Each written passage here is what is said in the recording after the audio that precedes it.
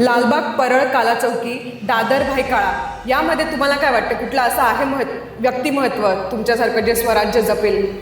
मी तर स्वराज्याला जपतो आणि आमच्या एरियातले जे नेते आहेत, लालबाग, काळा चौकी, परेलचे नेते लोक, तर त्यामध्ये कुठचं व्यक्तिमत्व चांगलं आहे ना, त्यांचं नावं घेणार मी.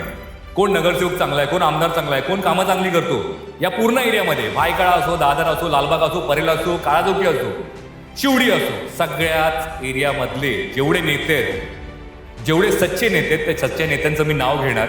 त्यांना तुम्ही या पुढच्या येणाऱ्या आमदारकीला निवडून द्या ना. हे लागतं, हा माझा भाऊ लागतो. कधी पैसा कमवल्यावर जोपर्यंत तुम्ही फ्लॉप असतात ना, जोपर्यंत तुमचे स्टार खाली असतात ना, तोपर्यंत तुमची फॅमिलीला पण लाज वाटते सांगायला आमचं रिलेशन आहे म्हणून. रील टाकलं, मग रील टाकल्यावर माझी रील अशी मिलियन्समध्ये जायला लागली ऑटोमॅटिक. मग पहिली 10,000, 20,000, 30,000, 40,000 अशी रील्स व्हायरल होण्याचं सिक्रेट काय आहे आणि याच्यासाठी म्हणजे कन्सिस्टन्सी महत्त्वाची आहे का? नाही, मी नाही सांगणार ते. आम्ही ते हे विकणार आहे, रूम्स विकणार स्वस्तामध्ये. माझं कसं आहे, एखादी गरीब आई पैसे जमा करून जर एखादी खोली घेते तर ते मेहनतीचे पैसे असतात. प्लीज ड्रग सोडून दे ना. काय दारू सिगरेटमध्ये दे ना सोडून प्लीज. एकाने त्या वेशामध्ये मी होतो आणि त्या वेशामध्ये मी फोटोशूट करायला गेलेलो आणि त्या माणसाने परप्रांतीय होता. असं नाही की माझे मित्र नाहीत परप्रांतीय, माझे मित्र आहेत, पण हे जाणून बुजून करणं आणि आपल्या देवाचा अपमान करणं हे आपण खपून घेतलं.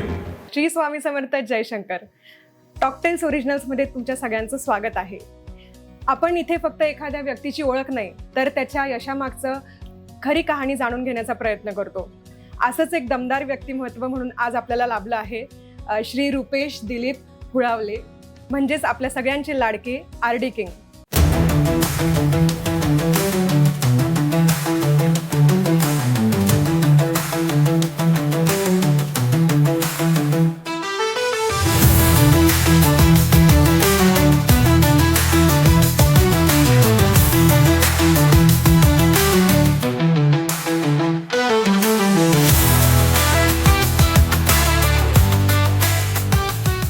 स्वागत आहे सर आपलं आजच्या पॉडकास्टमध्ये.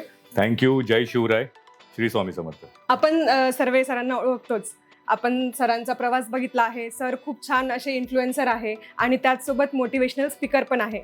सर, आम्हाला जाणून घ्यायला आवडेल, हा प्रवास सुरू कसा झाला?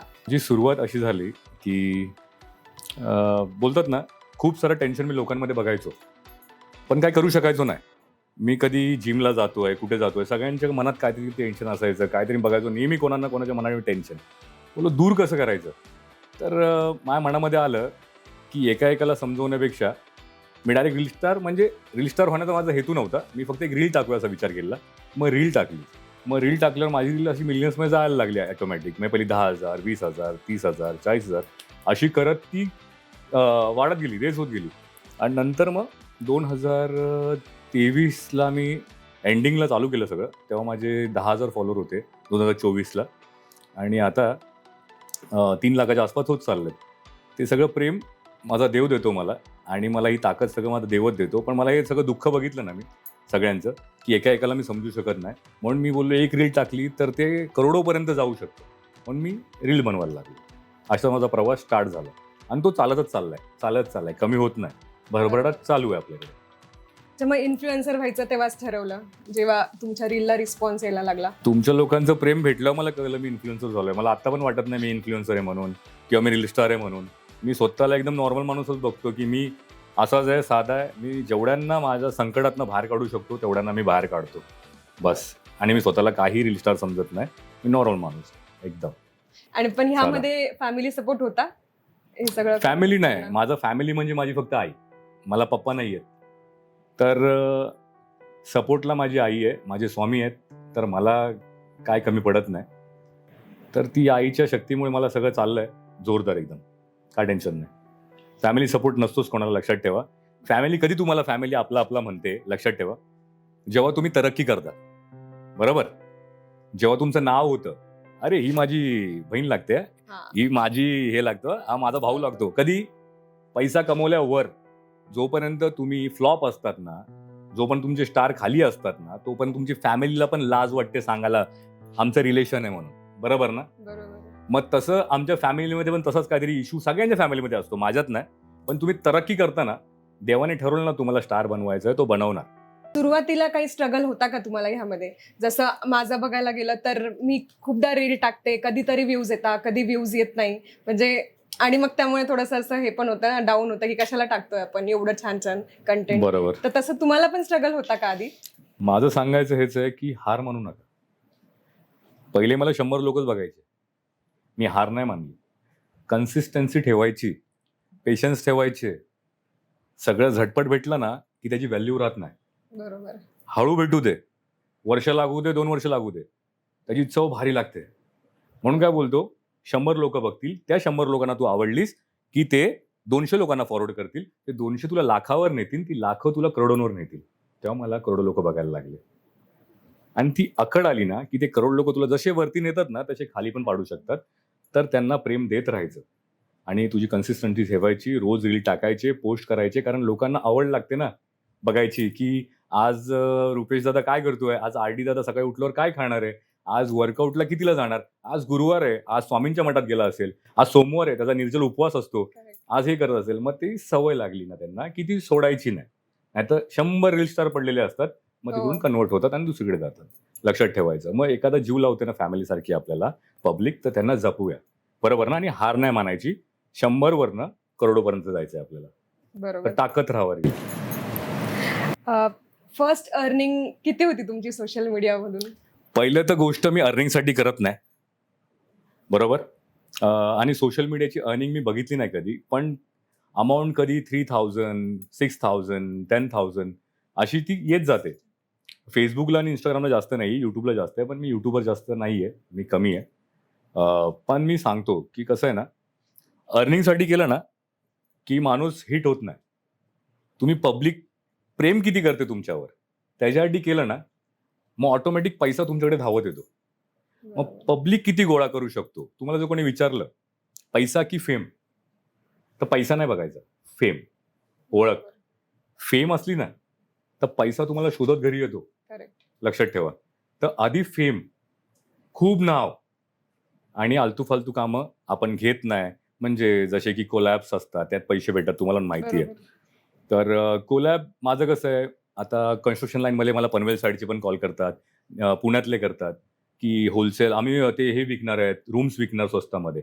माझं कसं आहे, एखादी गरीब आई पैसे जमा करून जर एखादी खोली घेते, तर ते मेहनतीचे पैसे असतात. तर तुमची ओसी रिसीव्ह पाहिजे, सगळं पाहिजे, पेपर्स क्लिअर पाहिजे, तेव्हाच मी तुमची ॲड करणार. बरोबर? बरोबर. गरिबांना फसवत असणार आणि माझ्याकडे घरात भरभराट करणार, पैसे कमवणार, तर तशी कामे घेत नाही. म्हणून उशिरा शेटवा, पण इमानदारीने शेटवा. ते पैसे पसतात आणि घरात टिकतात पण. बरोबर. सुरुवातीला जो तुमचा स्ट्रगल होता, समजा तुमचे जे व्ह्यूज नव्हते जात किंवा हळूहळू फॉलोअर्स येत होते, त्यावेळेला तुम्हाला असं वाटलं की आता हार मानावी, बस झालं, आता नाही करायचं, असं कधी वाटलं? असं लाईफमध्ये तर स्टार्टला थोडंसं वाटत होतं की मी एवढं मेहनत करतोय, रोज सकाळी 5ला उठतो, रोज माझे रील पोस्ट करतो, चला उठा आपण जाऊया, मस्त उठूया, चल उठूया. पण ते 1 ते 2 महिने असं वाटलं मला. आणि तो पिरियड असतो, पॅच असतो, बॅड पॅच बोलतात त्याला. त्या पिरियडमध्ये मला वाटलं थोडंसं. पण नंतर जो तिथून माझ्या पब्लिकनी, माझ्या स्वामींनी, माझ्या आईनी जे साथ दिला मला, मग तिथे पाठी ओळून नाही बघितलं आपण. मग आज पण आपल्याला रील्समध्ये लाईक्स, फॉलो चांगले येतात आणि मग नंतर असे दिवस कुठचे आले नाही की कुठे 1 करोडच्या तरी पब्लिक मला मंथली रीच असतेच, त्या खाली तरी नसते देवाच्या कृपेने. मस्त, छान. आता आपण जे बघतोय हे झाले ऑन कॅमेरा आर्डिकिंग. बरोबर. तर ऑफ कॅमेरा आर्डिकिंग कसे आहे? थोडा नरम, थोडा गरम, म्हणजे असं पण बोलता येईल. बाहेर मी स्ट्रिक आहे, जिथे मला स्ट्रिक व्हायचं तिकडे स्ट्रिक आहे. आणि घरी माझ्या आईसमोर मी लहान आहे. मी आईसोबत माझ्या बसून गप्पा मारतो. आईसमोर म्हणजे बोलतात ना आपण लहान पोरांसारखं डान्स करू शकतो, गाणी बोलू शकतो. मला गाण्याची आवड आहे भरपूर, कराओके, ते सगळं करतो. पण लोकांसमोर मी एक स्ट्रिक्ट व्यक्तिमत्व आहे. हा रागातच असेल दादा, हा रागातच बोलतो, ह्याच्यावर कसं बोलूया, असं काही नाहीये. मी प्रेमळ आहे, सगळ्यांना जीव लावतो. मला ज्यांनी ओळखलं त्यांनी ओळखलं. पण खरंच सांगतो, घरात बालिशपणासारखं वागा चालेल, बाहेर मी स्ट्रिक्ट राहतो, एवढं नक्की सांगतो. असं आहे आर्डिकिंग. छान आहे. पहिला व्हायरल व्हिडिओ आठवतो? आठवतो म्हणजे मला डोक्यातनंच जात नाही तो. वसई फोर्टचा मॅटर होता. छत्रपती शिवाजी महाराजांचा अपमान केला होता एकाने. त्या वेशामध्ये मी होतो आणि त्या वेशामध्ये मी फोटोशूट करायला गेलेलो आणि त्या माणसाने, परप्रांतीय होता, असं नाही की माझे मित्र नाही आहेत परप्रांतीय, माझे मित्र आहेत, पण हे जाणून बुजून करणं आणि आपल्या देवाचा अपमान करणं हे आपण खपून घेत नाही. मग तिकडे रिप्लाय देऊन टाकला जो द्यायचा आणि त्याला चांगलाच फेमस केला, चांगला धडा शिकवला, सॉरी बोलला, मला मराठी पण येतं बोलला. मग सगळंच येतं म्हटल्यावर त्याला माफ पण केला. आपण मराठी कशी दिलदार माणसं आहेत, बरोबर ना? तर माफ करून टाकला आणि ती माझी पहिली रील जी सगळ्या न्यूज चॅनलला होती. मग तिथे त्यानंतर मला असं वाटतं ना की मला प्रसिद्धी पाहिजे होती, पण माझ्या देवसाठी मी लढलो आणि तिथे दिसलो, ते मला बरं वाटलं फक्त, बस. आणि फेम मिळाल्यावर म्हणजे तुम्हाला आता कळलं की म्हणजे खूपच व्हायरल झालाय, तर हा. तुमची पहिली रिॲक्शन कशी होती? मला कसं फील झालं? नाही, मला न्याय भेटला असं वाटलं, बरं वाटलं की तिकडनं ऍक्शन घेतली आणि त्या सिक्युरिटीवर ऍक्शन घेतल्यावर मला अजून बरं वाटलं की मी सक्सेस झालो, की त्याला बोलवून घेतलं, तुम्ही राजीनामा द्यायला लावला, ते बरं वाटलं. ही ऍक्शनसाठी मी केलं, माझ्या पब्लिसिटीसाठी नव्हतं केलं मी. तुमचे कंटेंट इतके छान असतात, हम्म. तुम्हाला म्हणजे मला असं विचारायचं की कंटेंट आयडियाज कुठून सुचतात? त्या परिस्थितीतनं आम्ही आलेलो आहेत ना, आम्हाला काय पाठांतर करायची गरज लागत नाही. कंटेंट सगळे डोळ्यासमोर दिसतात. ह्याच्या परिवारची स्टोरी हा सांगणार, त्याच्या परिवारची स्टोरी तो सांगणार. डोळ्यासमोर ते बायकोला बाजूला इकडे मारत बसणार, घरात आपले गोडगोड कसं दाखवणार की गोड आहेत, आम्ही गोड आहेत, पार्टीला जाताना मस्त जाणार, घरात एकामेकांची शिवी घालून घाण काढणार. ती सगळ्या स्टोऱ्या आम्हाला सगळ्या माहिती असतात. मग ते डोळ्यासमोर असल्यामुळे मी डायरेक्ट बोलून टाकतो. मला काही पाठांतर करत नाही. कलियुग आहे, सगळं दिसतं डोळ्यासमोर. तर मला सगळं दिसल्यावर मी कंटेंट डोक्यात ठेवतो. हा मुलगा ड्रग्स करतो, आईला मारतो, मग त्याच्यावर मी व्हिडिओ बनवतो, प्लीज ड्रग्स सोडून दे ना, काय दारू सिगरेटमध्ये दे ना सोडून प्लीज. मग तो रिक्वेस्ट करतो मी भावासारखा. अगर हजारो लाखो जण माझी रील्स बघतात, त्यातनं 100 जण पण सुधारली, त्या 100 जणांच्या आयांची दुवा तरी लागतील मला, बरोबर. त्यासाठी रील बनवतो. अर्निंग तो आती जाती रहेगी, बरोबर ना? बरोबर. आईचं प्रेम आपल्याला पहिलं पाहिजे, बस हे सांगायचं. या सगळ्यामध्ये चाहते तर असतील, पण ट्रोल्स करणारे पण खूप असतील, तर मग ते ट्रोल्स कसे हँडल करतात भरपूर तुम्ही? असतात. आता काय आहे, दुश्मन ते येणार, जळणारे तर असतातच.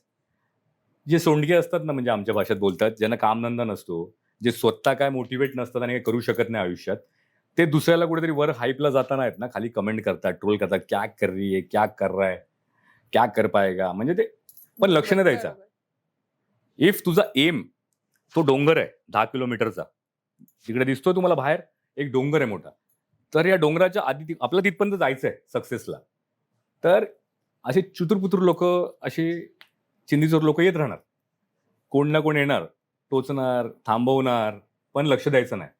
टिचकी मारून बाजूला करायचं. कसं टिचकी मारून बाजूला करायचं आणि आपल्या वेगला जायचं, रिस्ट्रिक्ट मारायचं आणि ब्लॉक करायचं. अशा लोकांना रिप्लाय नाही द्यायचे, ते आपल्या ह्याला नाही आलेले आहेत, बरोबर ना? तर एकाला रिप्लाय देत बसणार, तुला टाइम वेस्ट होणार. तर रिप्लाय नाही द्यायचं त्यांना. तुला माहितीये 100 मधले तुला 90 पीपल्स लव्ह करतायत आणि 10 लोक हेट करतायत, तर तुला 90 लोकांकडे लक्ष द्यायचं आहे, 10 कडे नाही. त्या 10ला रिस्ट्रिक्ट मध्ये ब्लॉक कर, बिंदास, हे ब्लॉक कर इनको, बरोबर ना? असं केल्यावरच तू फास्ट स्पीड मध्ये तुझ्या सक्सेस पर्यंत पोहोचू शकते. नाही तर ह्याच्यावर भांडत बस, त्याच्यावर भांडत बस, तो भांडतोय, ये उलटा बोल रहा है, वो उलटा बोल रहा म्हणजे है, डोक्यात चालू तुझी असतं स्पीड ते. स्लो होते. बरोबर. लाईफ एकच आहे यार, व्हिडिओ गेम सारखे 3 चान्स नाहीत. एकदा हे झालं की ते झालं की ते. ॲग्रेशनला आवरायचं. मी माझ्या ॲग्रेशनला आवरलं. माझ्याकडे पण राग होता भरपूर, तो आवरला, कम घेतला, डाऊन झालो, डाऊन टू अर्थ आलो. आता वर जायचं, डाऊन टू अर्थ राहायचं. म्हणजे एवढं पण नाही कोण मानेवर पाय देऊन गेला पाहिजे, पण जेवढं पाय तेवढं. पण हे वायफाय लोकांच्या नादीने लागायचं फक्त, बस. मग तू आपोआप देव तुला देतो जे पाहिजे ते. रील्स व्हायरल होण्याचं सिक्रेट काय आहे आणि याच्यासाठी म्हणजे कन्सिस्टन्सी महत्वाची आहे का? नाही, मी नाही सांगणार ते. सांगा नाही, मस्ती करतो सांगतो. कसं आहे ना, रील्स सिक्रेट म्हणजे कसं आहे, तुम्ही रील पाठांतर करू नका. म्हणजे बोलतो ना, बाहाट करतात, आज गुगलवरनं सर्च मारूया, आज हे 2 डायलॉग पाठ करूया आणि स्वामींचं गाणं लावूया, आज ह्या देवाचं गाणं लावूया, असं काय करू नका. माझं म्हणणं हे आहे, बरोबर ना? डोक्यामध्ये जे असेल ना, हृदयामध्ये जे असेल ते कॅमेरा, तुमच्या थॉट येते ना, तर नोटपॅडवर लिहून ठेवतो मी, राईट? फक्त स्टार्टिंग लिहून ठेवतो की मला हे बोलायचं आहे. आज ह्याच्या वाईफने ह्याला मारलं, ह्याच्या मम्मीला मारलं, ती डोक्यात आली, दिखाव्याचे कपल, ती रील बनवली. मग मग ते माइंडमध्ये असतं, मी नोटपॅड करतो, फक्त नोटपॅड म्हणजे पूर्ण लिहित नाही बसत, एक स्टार्टिंग वर्ड लिहितो, मला हे बनवायचंय. मग त्याच्यावर मी माझ्या हृदयातनं जे सगळं काही भडास असते ती काढतो आणि बोलून टाकतो आणि ते ऑटोमॅटिक हिट होते. माझ्या गाण्याचे व्हिडिओ जेवढ्या हिट नाही होत ना, तेवढ्या माझ्या व्हॉइसवर हिट होतात, मिलियन्स मध्ये जातात. तुमचा व्हॉइसच असा ऍक्च्युली, तो म्हणजे ऐकतानाच एक वेगळं मोटिवेशन भेटतं, एकदम कडक आवाज. थँक्यू. हेच प्रेम पाहिजे तुमच्या लोकांचं, बस. आतापर्यंतचं फेवरेट असं कोलॅबरेशन कुठलं आहे तुमचं? फेवरेट कोलॅबरेशन कुठचं आहे माझं माहिती आहे. एक दीदी आलेली माझ्याकडे, छोटी मुलगी होती. मला बोलली की दादा कोलॅबरेशन. मी रनिंग करताना रोज तिला बघायचो, ती मला स्टेअर करायची. मी रोडला धावायचो, मी बोललो कोण आहे. ती थांबायची, तिला भीती वाटायची ह्याशी बोलू की नको. ती 3-4 वेळा तिने ट्राय केल्यानंतर एक दिवशी मला तिने थांबवलं. मी थांबलो. मला म्हटली दादा 1 मिनिटं, भीती वाटत होती, कसं बोलू. 3-4 दिवस झाले या रोडनी तुम्ही जाता, पण मला भीती वाटत होती, कसं. मग तिने थांबवलं. मला बोलली की मी आता स्टेशनला आजकाल गर्दुल्ले भरपूर असतात, तर गर्दुल्ले त्रास देतात मुलींना. तर मुलींमध्ये एक पॉवर असते माहिती आहे ना, मुलींमध्ये कसं दुर्गा माताचा अवतार असतो, शंकर भगवान भोलेनाथ माहिती ना, त्या अवताराखाली दबले गेले, म्हणजे शांत बसले. म्हणजे त्या मुलींसाठी तिने मला सांगितलं दीदीनी की दादा मी असा क्लास चालू करते. स्टेशनवरनं जेव्हा मुली येतात तेव्हा ते पर्स असते त्यांच्याकडे, ते फाईट कसे करू शकतात, ती पर्स अशी कशी हँडल करू शकतात, कराटे कसे करू शकतात, ते मी 600 रुपये शिकवणार पर मंथ. मी बोललो गुड, मस्त वर्क करते तू. मला ती एवढी डेअरिंग केली तिने माझ्यासमोर येऊन आणि अशी बोलली तुमची फीस काय, मी ती देईन, पेड करेन. मला एवढी दया आली, म्हणजे माझी बहीण आहे का तू, बोललो वेडी आहे काय, मला पैसे देणार. पैसे नाही, मी स्वतः येणार. आणि मी तिथे जाऊन त्या मुलींना मोटिवेट केलं, त्यांची ऍड टाकली आणि तो कोलॅब टाकला. बोललो फुल सपोर्ट आहे तुला, पैसे नको मला, या मुलींना स्ट्रॉंग कर, घाबरलं नाही पाहिजे, कपडे काढून त्यांना मारला पाहिजे कुत्र्यासारखा, एवढी ताकद वाढली पाहिजे. बस तो पहिला कोलॅबरेशन माझा, तो फेवरेट कोलॅबरेशन आतापर्यंतचा. आम्ही तुमचे खूप रील्स बघतो, तुम्ही म्हणजे अध्यात्म खूप करतात, म्हणजे बघितलंय तुम्ही, निर्जला व्रत वगैरे असतं नाही, खूप असं नाही सांगतो मी. ऍक्च्युली तो व्हिडिओ जास्त दिसतो, तुम्ही आता उपवास सोडायला बसणार आहात आणि म्हणजे तो एक रील मी बघितलाय खूपदा. तर अध्यात्माचं किती महत्व आहे तुमच्या आयुष्यात आणि लॉर्ड शिवाशी काहीतरी कनेक्शन आहे तुमचं त्याच्या थ्रू असं जाणवतं, तर त्याच्याबद्दल काय बोलाल? काय ना, तुमचं एज मॅटर असतं. जेव्हा तुम्ही 10 वर्षाचे असतात, तुम्ही बालिश असतात, 15-16 पर्यंत तुम्हाला गर्लफ्रेंड बॉयफ्रेंड हे सगळं टाइमपास कळतो. आणि जेव्हा 28-30 होतो तेव्हा तुम्हाला कळतं की अरे कोणतरी लाईफ पार्टनर पाहिजे, लग्न करायचं आहे. मग 30 ते 40 नंतरचं एक वय असतं, 45 नंतर 50 असतो, तो वेगळं असतं. ते सगळं चेंज होतात, तुमची लाईफ आहे ना चेंज होते, बरोबर ना. तुम्ही जो लहानपणी असतात ना ते मोठेपणी नसतात, तर तुमच्या चुका पहिल्या पण माफ केल्या गेल्या पाहिजे. कोण बोलतं ना हे आगावच आहे, तोच आगाव आहे. आपलं ॲग्रेशन एका वेळेने देव कमी करतो आणि आध्यात्मिकडे स्वतः जातो माणूस. देव तुला स्वतः बोलून घेतो, कारण तू एका एनर्जीने चालते. मी नेहमीच लोकांना सांगतो, देव ही एक एनर्जी आहे पुऱ्या युनिव्हर्समध्ये, बरोबर.